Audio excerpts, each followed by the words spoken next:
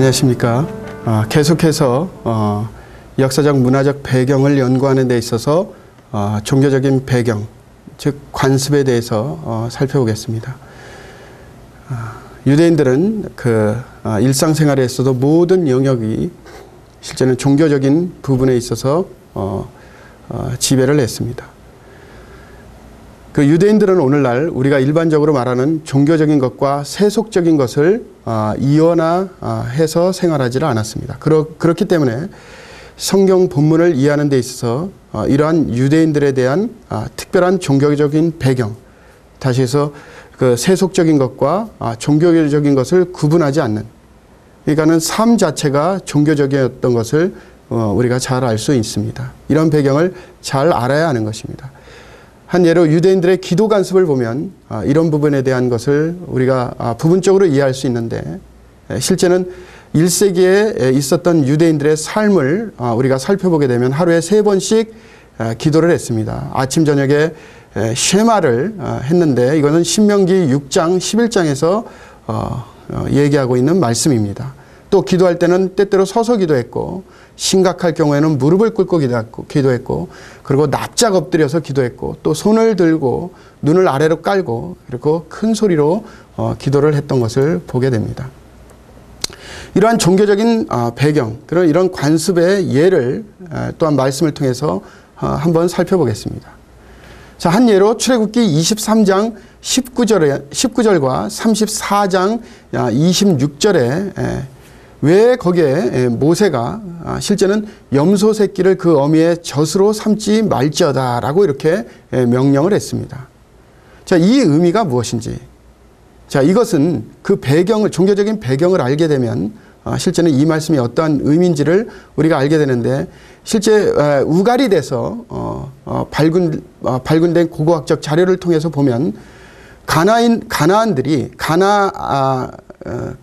사람들이 실제는 이런 관습을 행했다는 것을 알 수 있습니다.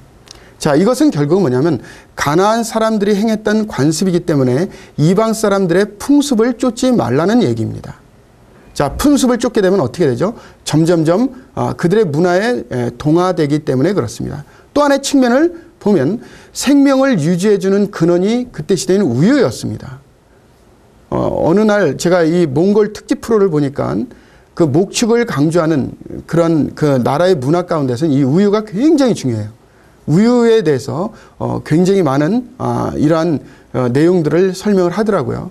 자, 결국은 그 우유는 그분들의 생명을 유지시키는 근원인 것입니다. 그래서 이 우유와 죽음을 혼동하지 말기 하기 위해서 이렇게 말씀하셨다라고 이렇게 생각할 수가 있습니다. 그리고 또 왜 하나님께서는 이집트에 10가지 재앙을 내리셨느냐? 자, 이 내용은 이미 우리가 잘 알고 있듯이 바로 그때 시대에 살고 있었던 애굽인들의 10가지 신이 있습니다. 그런데 하나님께서는 이들이 믿고 있는 이 신들, 10가지의 신들을 침으로 하나님께서는 참신이다, 하나님께서는 참신이시다라는 것을 보여주기 위해서 이렇게 하셨다는 것입니다. 또 세 번째는 지리적인 배경이 있습니다.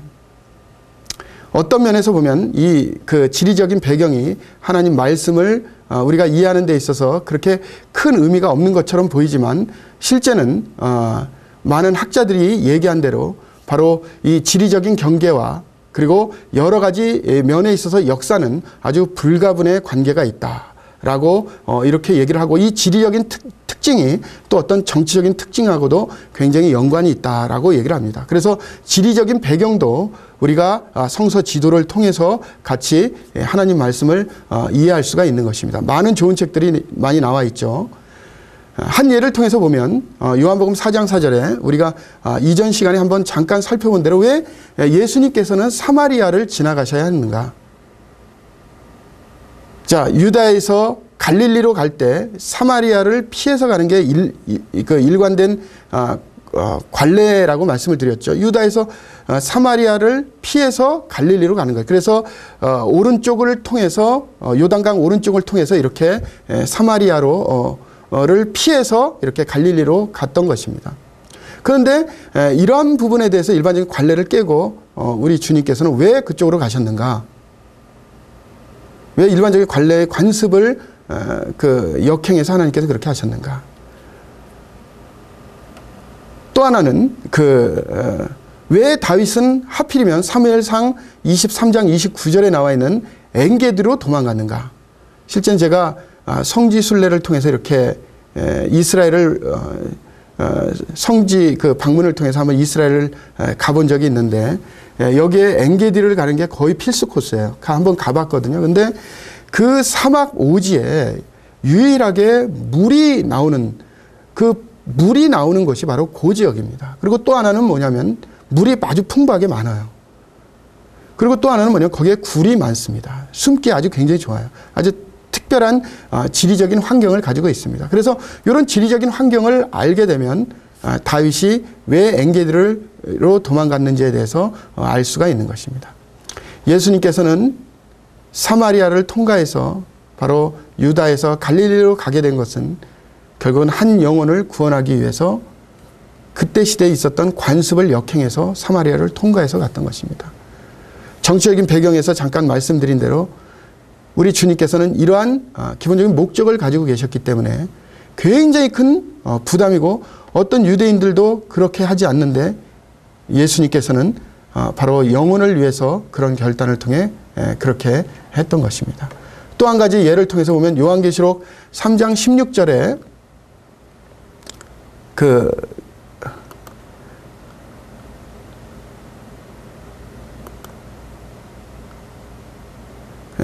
나와 있는 라오디게아 교회에 대한 책망 가운데 나온 말씀 가운데 너희 믿음이 미지근하다라고 이렇게 얘기한 부분이 나옵니다.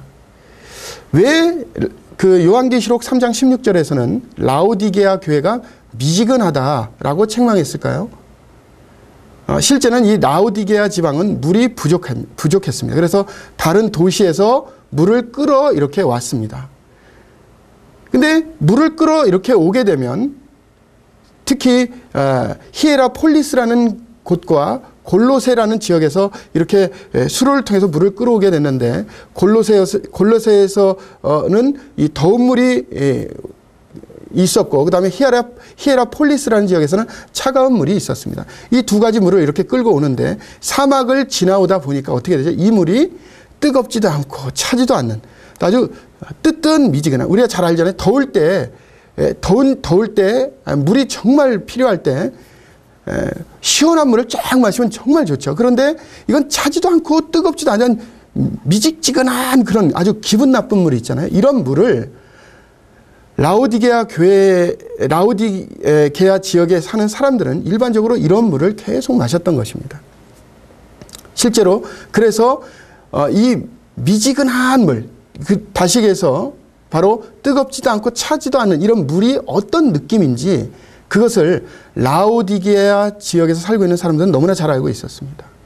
바로 이러한 면을, 이런 어떤 지리적인 배경을 하나님께서는 감안하셔서 그들에게 책망했을 때 이것이 얼마나 너에게 그런 느낌, 그들이 가지고 있었던 평소의 생활 가운데서 느꼈던 그런 느낌을 하나님께서 전달하신 것입니다. 자, 이런 지리적인 배경을 또 비롯해서 또 군사적인 배경도 있습니다. 실제는 이 지상에 있는 땅 중에 물론 우리나라도 많은 전쟁이 실제 있었지만 실제는 팔레스타인보다 전쟁이 많았던 지역이 없을 것입니다.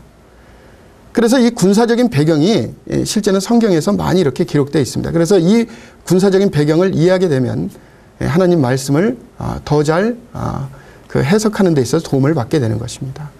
자, 이 군사적인 배경에 대한 예를 한번 살펴보겠습니다. 하박국 1장 10절에 보면 거기에 하박국이 바벨론에게 성벽을 쌓아라고 이렇게 얘기를 하고 있습니다. 자, 일반적으로 봤을 때 성벽을 쌓아라는 것보다는 우리가 가지고 있는 문화 가운데 보면 실제는 어느 성을 점령하게 됐을 때 우리가 일반적으로 사용하는 것은 뭐냐면 드라마 같은 데서도 이렇게 보면 사닥다리라든가 이런 것들을 많이 사용하죠. 그죠? 그래서 그 사닥다리를 통해서 막 성벽을 타고 올라가서 정복을 시도하게 되는데 여기에서는 이상하게 바벨론에게 성벽을 쌓아라고 이렇게 얘기를 하고 있습니다. 열방을 멸시하며 방백을 치수하며 모든 견고한 성을 비웃고 흉복을 쌓아 그것을 취할 것이다 라고 이렇게 말씀하고 있는 것입니다. 여기서 왜 성벽을 쌓았을까요? 자, 이 내용은 실제 바벨론 같은 경우에 다리를 사용해서, 사닥다리를 사용해서 그 벽을 넘어가는 것이 아니라 성벽을 쌓아서, 흉복을 쌓아서 이렇게 같은 높이로 해서 이렇게 올라갔다는 것입니다. 자, 이러한 내용을 우리가 알게 되면 성경에서 얘기하고 있는 이 부분도 실제 이해할 수가, 더 잘 이해할 수가 있게 되는 것입니다. 이러한 여러 가지 역사적이고 문화적 배경을 우리가 알게 됐을 때 하나님의 말씀을 해석하는 데 있어서 더 깊이 있는 해석을 할 수 있는 것이에요. 이것은 상상력의 영역이 아니라 연구의 영역인 것입니다. 제가 초반부에 말씀드린 대로 성경에는 여러 가지 물리적인 갭이 있어요. 간격이 있다는 것입니다. 이것은 하나님의 말씀을 문자적이요, 문법적이요, 역사적이요, 이런 여러 가지 배경 연구를 통해서 하나님 말씀을 우리가 알게 되는데, 하나님께서 우리들에게 가르쳐 주시는데, 이런 것들을 이해하는데 이러한 물리적인 요소가 분명히 존재한다는 것입니다. 자, 지리적인 간격이 있습니다. 또 어떤 철학적인 간격도 있습니다. 그때 시대는 그 헬라 철학과 그리스의 어떤 사고 세계 가운데서 하나님께서 그것을 사용하셔서 하나님 말씀을 기록하게 하셨는데, 이 성경을 읽은 우리는 유교 문화에 또 유교 철학에 더 가까이 있습니다. 또 시간적인 간격이 있습니다. 성경은 창세기부터 계시록까지 한 3600년 간격이나 되는 이런 시간적인 간격이 있다는 것입니다. 이건 물리적인 간격이죠. 어쩔 수 없이 시간이 지나면서 지금까지 이렇게 왔다는 것입니다. 약 3600년 전이면 어느 시기인가요? 우리나라로 따지면 고조선 시대예요. 그때 시대의 기록이 지금까지 이렇게 정말 하나님께서 잘 보존해 하셔서 우리까지 이렇게 하나님의 말씀을 전해주셨다는 것 자체가 기적인 것입니다. 자, 이러한 그 구약과 신약이 얼마나 잘 보존됐는지는 이미 본문 비평학이라든가 이런 걸 통해서 많이 검증이 됐습니다. 너무나 놀라운 사실이죠. 이거는 기적과 같은 것입니다. 하나님께서 이러한 하나님의 말씀을 잘 보존하셔서 지금까지 우리에게 오시게, 우리가 가질 수 있도록 이렇게 하신 그 이유는 하나님의 뜻을, 하나님 말씀을 통해서 우리들에게 잘 전달하기 위해서 그렇게 하셨다는 것입니다. 자, 이러한 말씀을 잘 이해하는 데 있어서 이러한 연구의 영역이 있는 것입니다. 이러한 연구를 게을리하게 됐을 때 하나님 말씀을 우리에게 주신 그 의미, 그 진정한 의미를 그 원래 목적대로 이해하는 데 있어서 제한을 받을 수가 있다는 것입니다. 그래서 성경 교사는 게으른 사람이 아니라 충성된 사람이요, 그리고 성실한 사람입니다. 성실한 자세로 하나님 말씀을 기도 가운데 성령님을 의지하는 가운데 자신의 역할에 있어서 최선을 다해서 게으르지 말고 연구하는 자세를 가져야 되겠습니다. 물론 가장 중요한 것은 성령님을 의지하는 것입니다.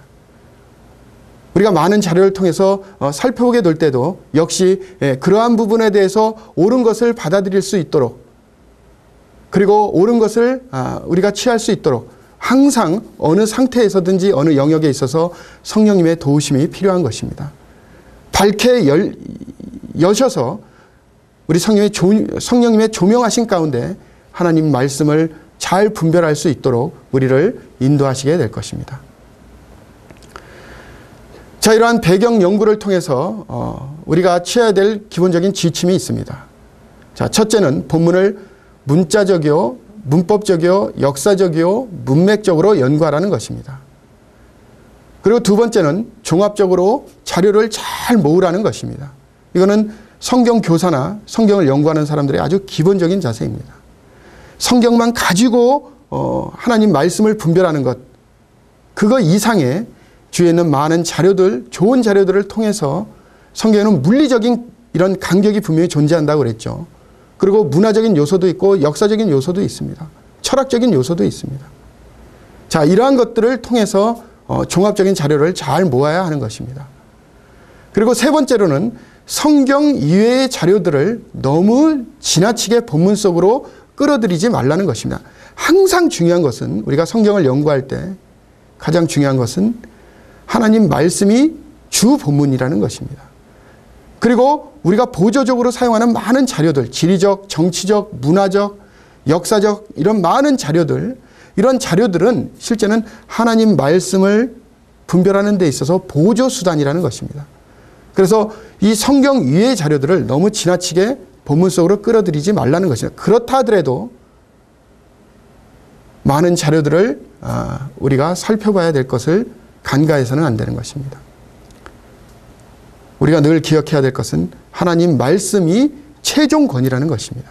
하나님 말씀에서 이렇다라고 하면 거기서 더 이상 이유가 없는 것입니다. 그리고 네 번째는 해석의 주된 자료는 배경이 아니라 본문이라는 것입니다. 자, 배경은 뭐죠? 본문을 더 잘 이해하기 위해서, 더 잘 분별하기 위해서 우리가 살펴보는 것입니다. 그래서 본문에 집중을 해야 된다는 것입니다. 그리고 다섯 번째로 배경을 연구함으로 말미암아 우리에게 좋은 그러한 장점을 주게 되는데, 그건 설교를 준비하는 데 있어서 더 효과적으로 준비할 수 있다는 것입니다. 자, 이러한 몇 가지 지침을 통해서 우리는 역사적인 것 또는 문화적인 배경 연구를 성경 해석을 하는 데 있어서 사용하게 되는 것입니다. 자, 그러면 지금부터 장르를 통해서 주어지는 영역, 이것을 일반적으로 그 특수한 해석학이다. 그래서 특수 해석학이라 이렇게 부르는데, 자, 이 특수 해석학의 영역에는 모형과 상징과 또 예언과 그리고 그 비유와 시가서 해석의 원리라든가 이런 기본적인 장르가 있습니다. 이런 장르를 그러면 어떻게 해석할 것인가? 물론 1차적으로는 문자적인, 문법적이요 역사적인 의미입니다.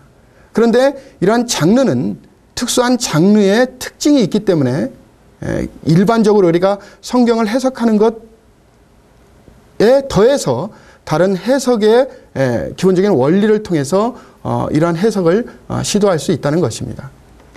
자, 첫 번째는 모형이 있습니다. 이 모형의 특징은 역사적인 특징을 가지고 있어야 되고, 그리고 신약과 구약의 균형을 맞춰야 된다는 것입니다.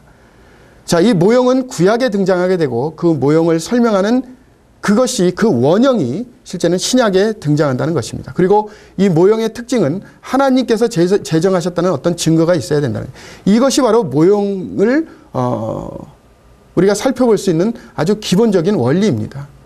자, 그렇다면 이렇게 주어진 모형을 어떤 원리로서 해석할 것인가? 그 해석의 원리를 간단하게 한번 살펴보겠습니다. 자, 첫 번째로 모형의 문자적인 의미를 파악하라는 것입니다. 자, 이것은 그 역사적인 문자적인 배경을 통해서 그 모형이 어떤 의미인가를 찾으라는 것입니다. 자, 이 가운데는 특별히 히브리서 7장에 등장하는 멜기세덱과 그리스도의 모형, 즉 모형은 뭐죠? 멜기세덱이 모형이고 그리스도는 뭐죠? 원형이 되겠죠. 결국 멜기세덱은 그리스도를 드러내는 것입니다. 그래서 원형은 신약에 이렇게 등장하게 되는 거죠. 자, 먼저 이 모형의 해석의 원리에 있어서 그 문자적인 의미가 무엇인지를 잘 파악하는 가운데 그 원형과, 즉 모형과 원형 사이의 공통점이 무엇인지를 먼저 생각해 보라는 것입니다. 자, 멜기세덱과 그리스도는 어떤 공통점을 가지고 있죠? 왕이라는 공통점을 가지고 있습니다. 또 어떤 공통점을 가지고 있습니까? 제사장이라는 공통점을 가지고 있습니다.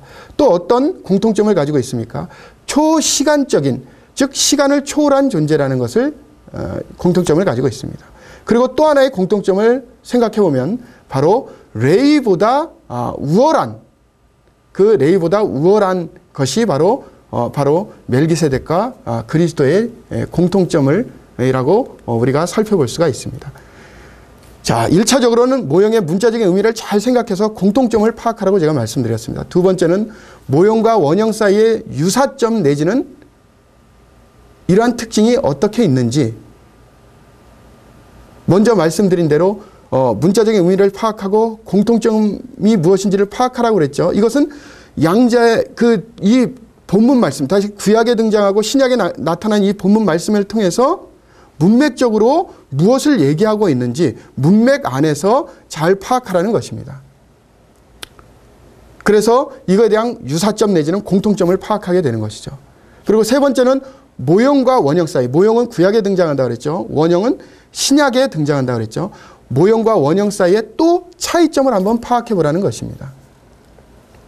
히브리서 3장 1절에서 6절까지 등장하는 바로 모형인 모세와 원형인 예수님에 대한 부분을 볼 때 여기엔 공통점도 있고 또 어떤 면에는 차이점도 있는 것을 보게 됩니다. 그래서 모형을 해석하는 데 있어서 이러한 공통점과 차이점을 파악하는 게 굉장히 중요합니다.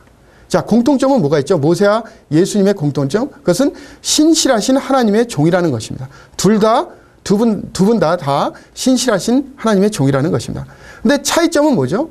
모세는 종으로서 신실하게 섬기시고, 그리고 예수님은 아들로서 신실하게 섬기셨다는 것입니다. 다시 해서 예수님은 성육신하심으로 신실하게 섬겼지만 아들로서 섬겼습니다. 자, 이러한 차이점과 공통점을 정확하게 알게 되는 것입니다. 또 하나는 로마서 5장 14절에 보시면 아담이 등장하게 되는데 이 아담은 오실 자의 표상이다 이렇게 얘기를 합니다. 자, 차이점은 뭐가 있죠? 아담과 예수 그리스도에 대한 모형에 대한 차이점은 어떤 게 있죠? 자, 이것은 아담은 실패했지만 예수님께서는 성공하셨다는 것입니다. 자, 이러한 그 특징을 또 우리가 살펴볼 수가 있고요. 또 네 번째는 신약에서 구약의 사건과 제도와 인물을 어떻게 취급하고 있는지도 유념해야 된다는 것입니다. 자, 모형에 대한 내용은 구약의 사건과 제도와 인물을 통해서 그것이 어떠한지를 나타내는 것, 이것이 바로 모형인 것입니다. 때때로 이 모형을 예표, 표징이라고도 하는데 이 모형 해석은 임의적으로 그냥 뭐든지 예수 그리스도고 이것이 아니라 바로 신약과 구약에 대한 연결고리가 있어야 된다는 것입니다. 그리고 구약의 사건과 제도와 인물, 이런 내용들이 어떻게 취급하고 있는지 그 내용을 잘 살펴봐야 한다는 것입니다. 구약에 나타난 사건과 제도와 인물이 신약에서는 어떻게 취급하고 있는지 왜 그렇습니까? 이것은 점진적 계시를 인정하기 때문에 그렇습니다. 다시 해서 나중 계시가 먼저 계시보다 더 명백하게 드러난다는 것입니다. 이러한 원리에 의해서 구약에 나타나는 그런 모형의 형태가 신약에 왔으면 어떻게 해요? 점진적 계시 때문에 더 명백하게 그 의미가 무엇인지 드러나잖아요.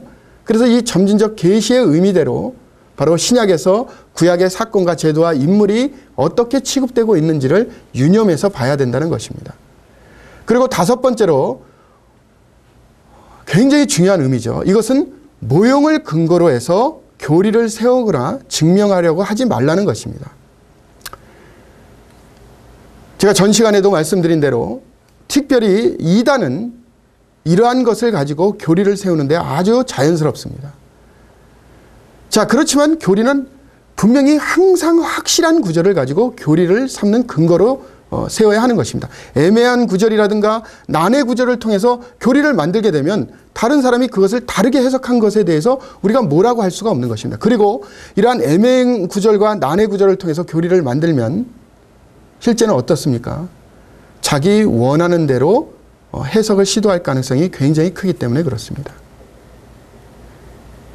자, 그러면 성경에서 어떤 것은 그러면 모형이고 어떤 것은 모형이 아니냐? 성경에는 실제는 구약에 많은 모형의 형태가 나타나죠. 사건과 제도와 인물을 통해서 하나님께서 하나님의 어떤 기본적인 원리, 그 영적인 의미를 우리들에게 주시려고 하는 것입니다. 자, 이런 부분은 제가 이렇게 기본적인 5가지 원칙을 통해서 모형을 특수한 부분에서 나타나는 이 모형을 해석하게 된다고 말씀을 드렸는데 할지라도 실제는 정확하게 이것은 모형이다, 이것은 아니다 이렇게 얘기하기가 어떤 경우는 애매모호할 때가 분명히 있다는 것을 인정할 수밖에 없습니다. 자, 그런데 어느 것도 실제는 이러한 어떤 기본적인 원칙에서 벗어나서 본인이 생각하기에 이것은 모형인 것 같다, 이것은 예수 그리스도를 얘기한다, 이거는 십자가를 얘기한다, 기본적인 원칙에 벗어나서 그렇게 해석을 시도하게 된다면 실제는 이거는 하나님께서 우리에게 주신 어떤 모형의 의미에서 주시려고 하시는 그런 영적인 의미를 벗어나서 본인이 임의적으로 그렇게 해석을 해서 사용할 수 있는 많은 어려움이 있다는 것입니다. 자, 그래서 모형을 해석할 때는 이런 기본적인 5가지 원칙에 근거를 해서 또 그런 원칙에 우리가 이 분별하게 될 때도 실제 애매모호한 부분이 역시 있는 것을 인정하게 됩니다. 자, 그랬을 때는 구약에 나타나는 어떤 그 육체적인 사건을 신약에서는 그것을 모형으로 우리가 신약에서 이렇게 정확하게 언급하지 않는다 할지라도 그것을 모형적인 요소가 있다 그러면 그런 것을 원리화시켜서 영적으로 오늘날 적용할 수 있다. 이거는 적용에 대한 부분이지 해석의 영역이 아니라는 것입니다.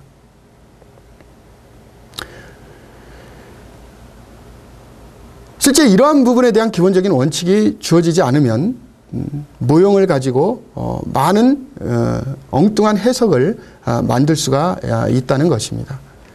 물론 모형 해석의 원리는 이러한 그 시간을 통해서 많은 부분에 대해서 하나님 말씀을 가지고 같이 찾아보면서 이렇게 해야 되지만 시간 관계상 모형을 해석했을 땐 기본적인 원칙을 있어야 되고 모형은 신약과 구약의 연결고리로 드러나게 된다.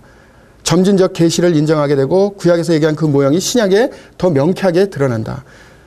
그리고 모형을 통해서 그 교리를 세우거나 증명하려고 하지 말라. 이런 기본적인 원칙에 의해서 모형을 해석해야 한다. 그리고 이 부분에 대해서 관심이 있는 분들은 또 모형 해석의 기본적인 원리를 소개하는 많은 책들을 여러 책들을 보시고 또 적용하시면 좋겠습니다. 제가 말씀드리는 이유는 어떤 경우에 모형인지 아닌지 애매할 때가 있다는 것입니다. 근데 그 애매한 것을 가지고 기본적인 원리를 만들지 말라는 것입니다.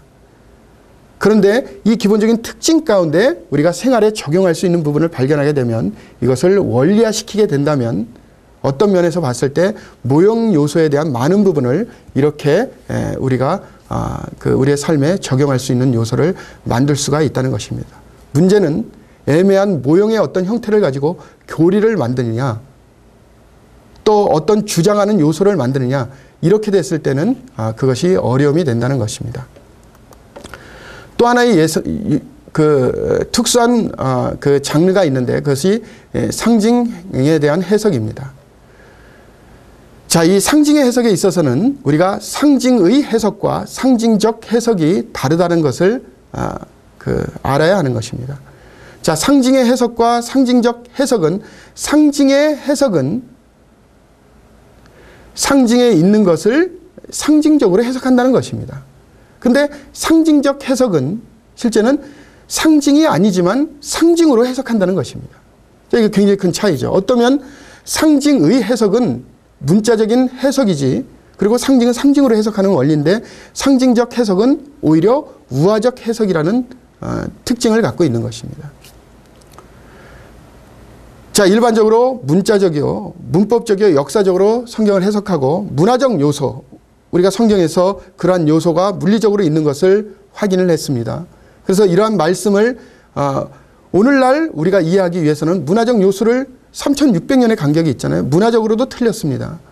그러니까 이런 요소들을 연구를 통해서 잘 우리가 파악하게 된다면 하나님 말씀을 이해하는데 굉장히 도움이 될 것입니다. 자, 이러한 원리에서 또 특별한 장르, 지금 그러한 내용들을 말씀드리고 있죠. 상징의 해석이 있죠. 상징의 해석. 자, 상징은 어떻게 해석할 것인가? 자, 상징적인 표현을 해석하기 위해서는 가까운 문맥 내에서 어떠한 단서가 있는지를 먼저 보셔야 된다는 것입니다. 역시 상징의 해석도 문자적이요, 문맥적인 요소가 역시 해석에 있어서 사용된다는 것입니다. 우리가 봤을 때 계시록은 상징의 그 책이다 이렇게 얘기할 수도 있지만 실제는 이 계시록도 상징적인 요소가 다른 다른 책들에 비해서 많다는 것이지 다 상징적인 요소가 아니라는 것입니다. 역시 우리가 지금까지 일관적으로 적용해 왔던 문자적이요, 문법적이요, 역사적인 해석의 요소를 사용해서 상징적인 요소도 살펴보는 것입니다. 그리고 문맥적으로 그것을 살펴보는 것입니다. 그게 1차적이라는 것입니다. 그런데 그 상징에 대한 의미가 실제는 문맥을 통해서 이렇게 보겠을 때 문맥에서 그 상징의 의미를 얘기하고 있다면 다른 상징의 의미를 해석할 필요가 없는 것입니다. 자, 한번 보겠습니다. 계시록 20장 1절에 용이 등장하죠. 그 용을 그 계시록 20장 그 1절에서는 옛뱀이요 곧 사단이다 이렇게 얘기를 합니다. 다시 해서 여기서 등장하는 이 용은 그 문맥에서 그 본문에서 사단을 상징하고 있는 것을 말씀하고 있습니다. 또 계시록 1장 20절에 보면 일곱 별과 일곱 교회의 사자가 나옵니다. 그리고 일곱 촛대가 나옵니다. 여기서 얘기할 때 바로 일곱 촛대는 일곱 교회를 가리킨다고 얘기하고 있습니다. 다시 해서 그 상징적인 표현이 그 본문 가운데에서 또 전후 문맥에서 그것이 어떠한 의미인지를 얘기하고 있을 때 그것은 그 상징의 의미를 우리가 자연스럽게 알 수 있다는 것입니다. 자, 그리고 두 번째는 문맥에서 나오지 않지만 성경의 다른 부분에서 유사하게 어떻게 표현하고 있는지를 살펴봐야 한다는 것입니다. 자, 이거는 그 문맥에서 그 상징의 의미를 말씀해주고 있는 것과는 그 정확성에 있어서는 좀 떨어지긴 하지만 그렇지만 한 예로 계시록과 다니엘서는 유사한 면이 많이 있습니다. 물론 해석에 있어서 차이가 있을 수는 있지만 이런 유사한 요소가 있는 이런 말씀들을 잘 균형 있게 사용해서 그 의미가 무엇인지를 2차적으로 또 살펴봐야 한다는 것입니다. 자, 근데 처음에 말씀드린 문맥을 통해서 그 상징의 의미를 얘기한 것보다는 자, 이거는 그런 요소는 아니기 때문에 다른 성경에서 어떻게 유사한 표현이 있는지를 조사하는 것이기 때문에 이런 내용을 가지고 교리를 만들어서는 역시 안 되는 것입니다. 바로 모형에서도 제가 말씀드린 대로 이런 부분에 있어서도 역시 이러한 특징을 가지고 있는 것입니다.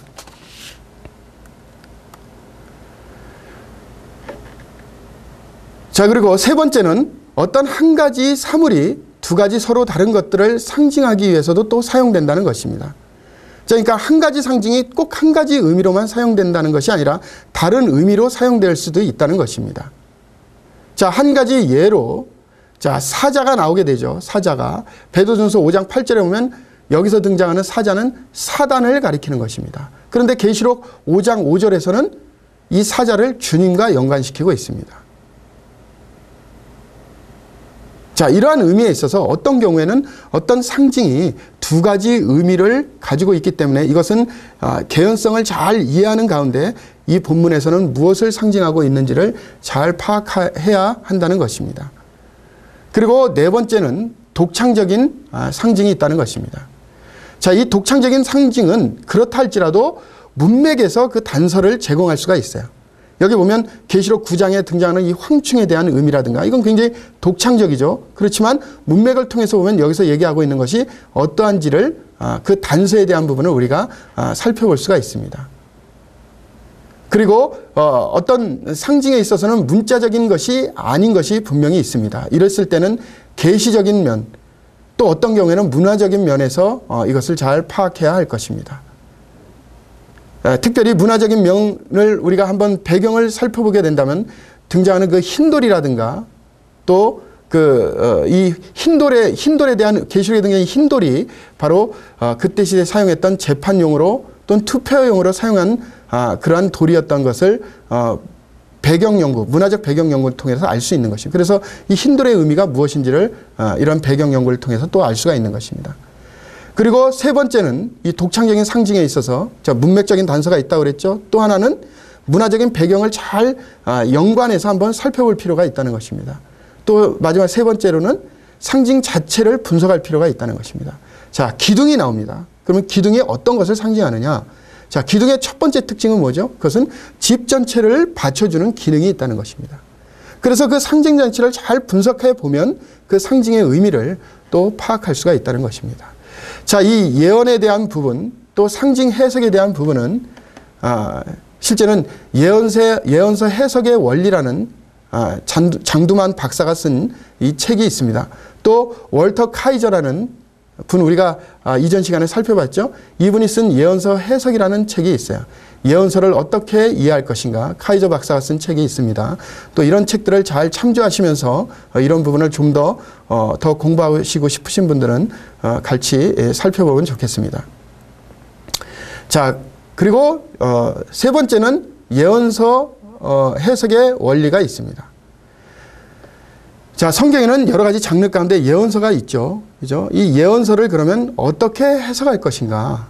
자, 이 예언서 해석에 있어서 우리가 먼저 살펴봐야 될 부분은 예언서도 다른 종류의 하나님의 말씀과 마찬가지로 동일한 방법으로 1차적으로 해석을 시도하라는 것입니다. 그게 무엇이죠? 문자적이요, 문법적이요, 역사적이라는 것입니다. 자, 이런 해석을 시도해서 그 해석이 그 예언서에서 얘기하는 말씀을 충분히 설명할 수 있으면 더 이상의 해석이 필요가 없죠. 자, 한 예를 한번 살펴보겠습니다. 이사야서 말씀입니다.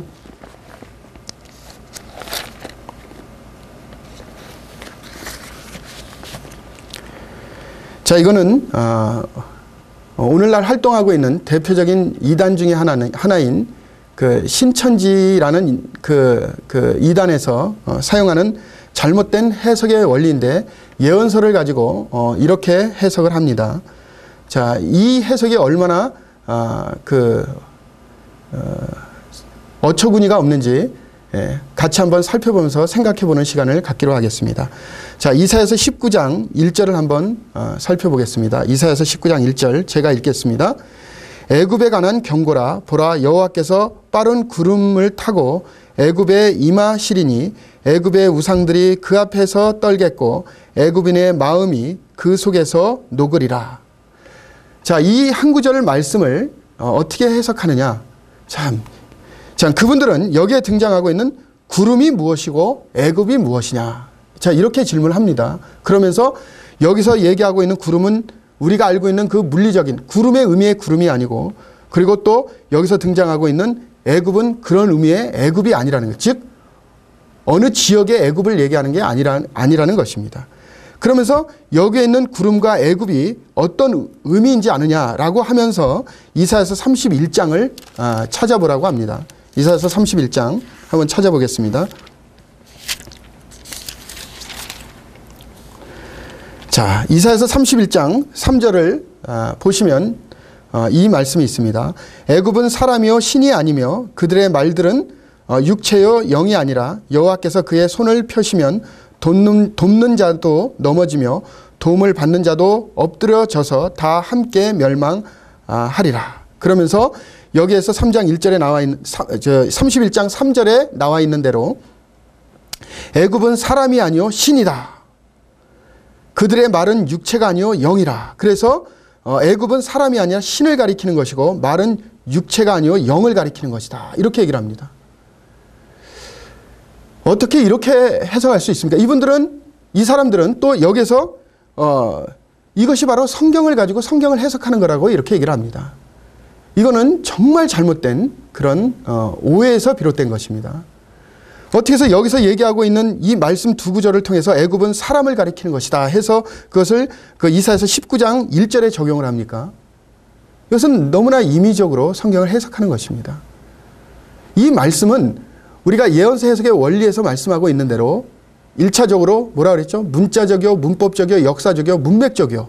이 말씀을 보는 것입니다. 이 말씀이 어떤 의미인지 문맥적으로 보면 31장 3절에서 말씀하고 있는 애굽은 사람이요 신이 아니요 라고 했을 때 이 말씀의 의미는 1절부터 보면 여기서 얘기하고 있는 애굽은 사람이요 신이 아니요라고 한 것은 애굽을 사람이라고 얘기한 것이 아니라 바로 이스라엘 백성들이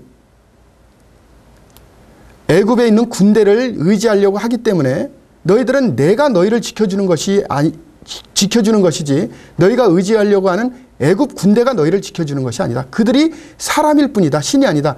이런 내용으로 문맥적으로 누구나 봐도 이 말씀을 문자적이요, 문법적이요, 역사적이요, 문맥적인 의미에서 알 수가 있는 것입니다.